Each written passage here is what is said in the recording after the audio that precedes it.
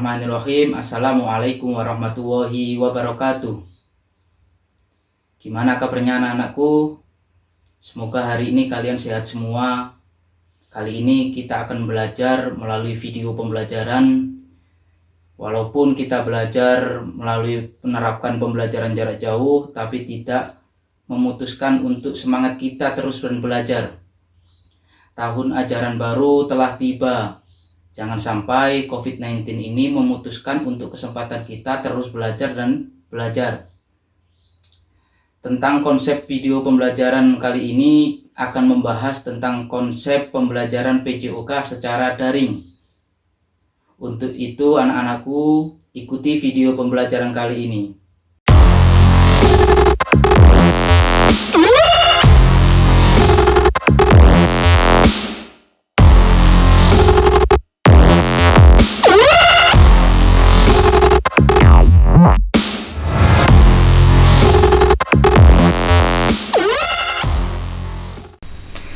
Baiklah adik-adik, seperti yang kita lakukan hari ini, kalian berada di rumah dan saya juga berada di rumah, tetapi tetap melaksanakan pembelajaran.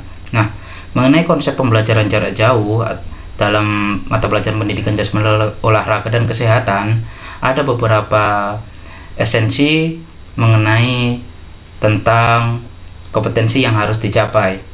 Nah, tidak akan seperti biasanya, seperti menerapkan pembelajaran di sekolah. Adik-adik nanti ada beberapa kompetensi yang harus dicapai, tentunya yang esensial, yang cocok untuk diterapkan di dalam kehidupan di rumah dalam pembelajaran jarak jauh. Adik-adik, yang seperti yang kita ketahui tentang perkembangan teknologi yang begitu cepat. Saya gambarkan di sini ada teknologi virtual reality. Dan ini sudah diterapkan dalam dunia pendidikan.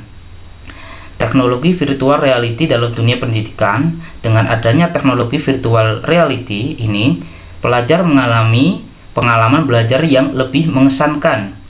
Nah, kadang biasanya guru menerapkan teori tanpa adanya alat-alat yang real, yang membuat kita menjadi bingung.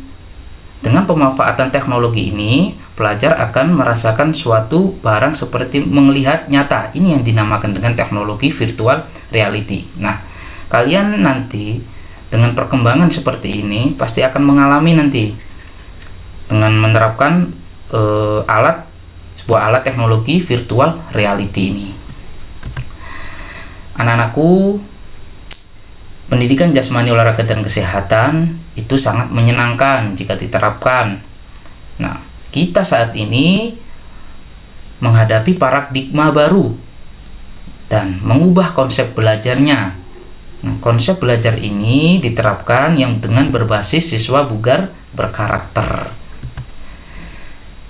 Adik-adik, perlu kita ketahui, generasi saat ini seperti yang saya gambarkan di sini, pada tahun 2010-an ada namanya generasi abad 21 atau disebut dengan generasi alpha. Ada yang menyebutnya dengan generasi hebat di masa depan. Mengapa harus disebut dengan generasi hebat di masa depan?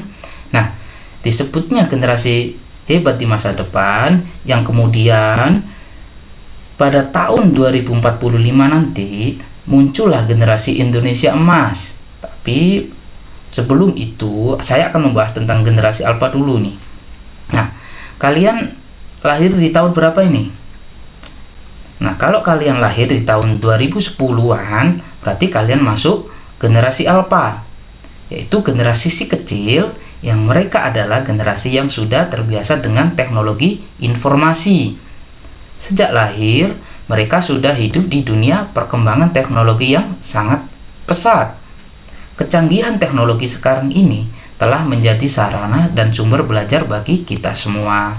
Seperti yang kita lakukan saat ini, kalian pembelajaran di rumah, menyaksikan tayangan video kali ini, dan saya melakukan rekaman video di rumah. Ini menjadi teknologi perkembangannya. Nah, di 2045 nanti muncullah generasi emas. Tetapi untuk mencapai generasi emas itu kuncinya adalah satu, kalian harus tekun belajar. Pendidikan karakter harus diutamakan seperti yang saya gambarkan di gambar tersebut. Nah, anak-anakku, pendidikan jasmani, olahraga, dan kesehatan itu ada 3 tujuannya. Ini yang saya sebutkan tadi, kompetensi yang esensial.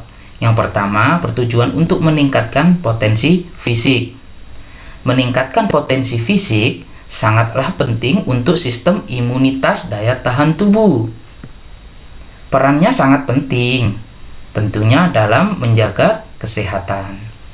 Imunitas tubuh harus dijaga dengan baik agar tidak mudah terserang oleh penyakit. Daya tahan tubuh atau sistem imun yang baik dapat melindungi kita sejak pertama kali kuman penyebab penyakit masuk ke dalam tubuh. Oleh karena itu, memiliki daya tahan tubuh yang kuat sangatlah penting untuk mencegah kita jatuh sakit, terutama di masa mewabahnya COVID-19 seperti yang kita alami saat ini. Tujuan yang kedua yaitu menanamkan karakter. Nah, pendidikan karakter dimaksudkan untuk menanamkan nilai-nilai kebaikan. Ini yang dimaksudkan dengan karakter sportivitas, supaya dapat menjadi kebiasaan ketika kelak dewasa atau pada jenjang pendidikan selanjutnya. Secara fungsi pendidikan nasional, pendidikan karakter ditujukan untuk mengembangkan kemampuan dan membentuk watak serta bangsa yang bermartabat, tentunya dalam rangka mencerdaskan kehidupan bangsa. Tujuan yang ketiga yaitu kesadaran hidup sehat. Tujuan utamanya adalah meningkatkan kualitas kesehatan melalui proses kesadaran yang menjadi awal dari kontribusi individu dalam menjalani perilaku kehidupan sehari-hari, tentunya dengan bersih dan sehat. Manfaat yang utama adalah terciptanya masyarakat yang sadar kesehatan, memiliki bekal pengetahuan, kesadaran untuk menjalani perilaku hidup yang menjaga kebersihan serta memenuhi standar kesehatan. Nah, tiga tujuan pembelajaran ini menjadi esensial ketika kita diterapkan di rumah. Jadi, biasanya kita di sekolah bermain sepak bola, bermain bola basket, bermain bola voli, bermain dan lain sebagainya. Tetapi karena keterbatasan sarana dan prasarana di rumah tidak akan memungkinkan kalian harus praktek sepak bola, harus praktek bola voli, tidak akan memungkinkan kalian satu sama lain mempunyai alat atau sarana dan prasarannya. Nah, kompetensi esensial ini dipilih karena untuk meningkatkan kalian agar pembelajaran menjadi menyenangkan. Nah, potensi fisik itu apa saja anak-anakku? Potensi fisik ini ada beberapa potensi fisik. Saya menyebutkan 4 potensi fisik saja. Yang pertama ada potensi fisik kecepatan. Nah, bagaimana cara melakukannya di rumah? Latihannya bisa latihan split atau squat, jump, atau juga dengan pindah posisi saling bergantian. Nah, potensi fisik yang kedua yaitu kelentukan. Kalian bisa dilakukan di rumah seperti latihan meregangkan otot pinggul, squat, dan juga hamstring. Potensi fisik yang ketiga yaitu daya tahan. Kalian bisa lakukan di rumah seperti latihan plank, latihan aerobik atau anaerobik. Potensi fisik yang keempat adalah kekuatan otot. Kalian juga bisa latihan plank di rumah, push up. Nah, dari potensi fisik ini kalian bisa lakukan dengan keluarga, dengan ayah, dengan ibu, dengan kakak, dan lain sebagainya. Cukup di rumah saja kalian tetap bisa WFH. Apa itu WFH? WFH itu kita bisa memaknainya dengan workout from home. Nah, yang kedua tentang menanamkan karakter sportivitas. Nah, di sini saya gambarkan ada 4 karakter sportivitas. Sebenarnya ada banyak karakter sportivitas itu anak-anak, tapi di sini saya gambarkan ada 2. Yang pertama, kejujuran. Nah, kejujuran dalam praktek kehidupannya apa? Yang pertama, memiliki integritas. Pastinya terpercaya melakukan sesuatu itu dengan baik. Itu kalau kita mempunyai karakter kejujuran. Yang kedua, tanggung jawab. Bagaimana dalam kehidupannya? kita memenuhi kewajiban dan juga tentunya dapat dipercaya pengendalian diri. Nah, itu kalau kita mempunyai karakter tanggung jawab. Yang ketiga, ada kerjasama. Nah, bagaimana praktik dalam kehidupannya? Memiliki sikap gotong royong dalam kehidupannya, selalu mengutamakan kebersamaan dalam setiap kegiatan dalam kehidupannya. Nah, itu adalah karakter kerjasama. Kerjasama. Dan yang keempat adalah disiplin. Karakter disiplin, bagaimana praktik dalam kehidupannya? Mematuhi tata tertib sekolah, selalu tepat waktu dalam setiap kegiatan. Nah, dari keempat karakter sportivitas ini akan dilakukan observasi atau pengamatan dalam setiap proses pembelajaran. Yang terakhir yaitu kesadaran hidup sehat. Ini menjadi tujuan yang terakhir. Nah, kesadaran hidup sehat, ada beberapa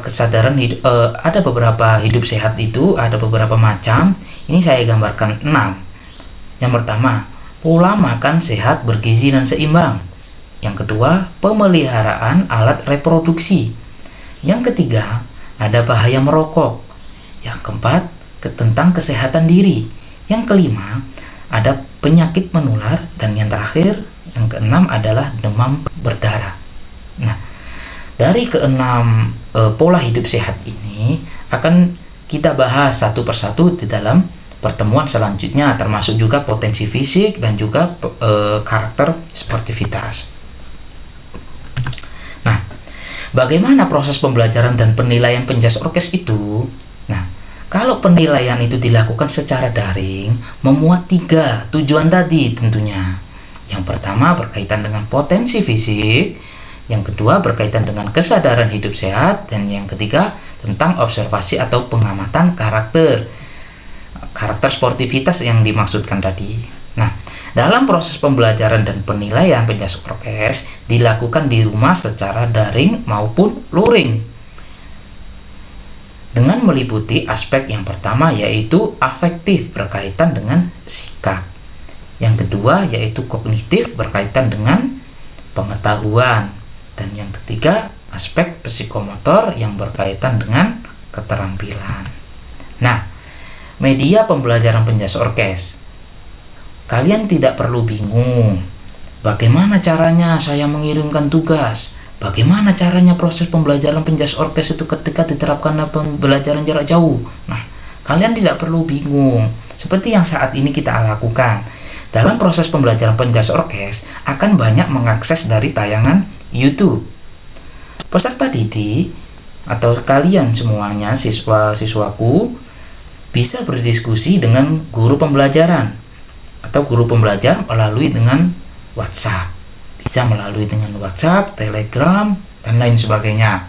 Itu untuk diskusi atau kalian bisa bertanya apa yang kurang paham dari penjelasan guru pembelajar ini, atau kalian menemukan sesuatu yang kiranya kurang paham. Saya melakukan ini kok saya malah sakit, kenapa? Nah, itu harus ditanyakan. Mengapa saya melakukan seperti ini kok akhirnya tidak sehat malah sakit? Apa yang salah? Nah, itu harus ditanyakan kepada guru pembelajar.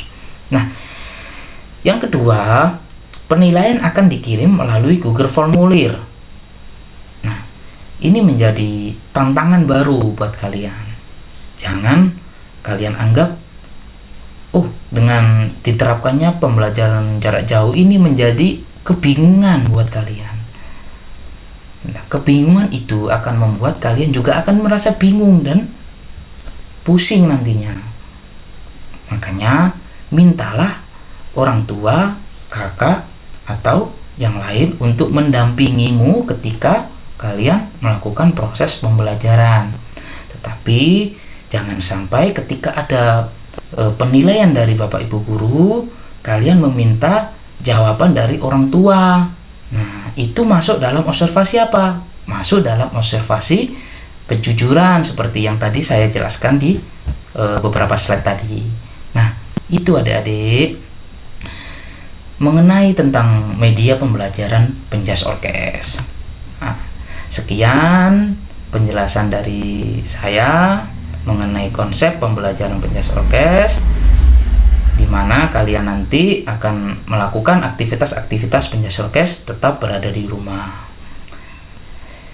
Sekian saya akhiri. Wassalamualaikum warahmatullahi wabarakatuh.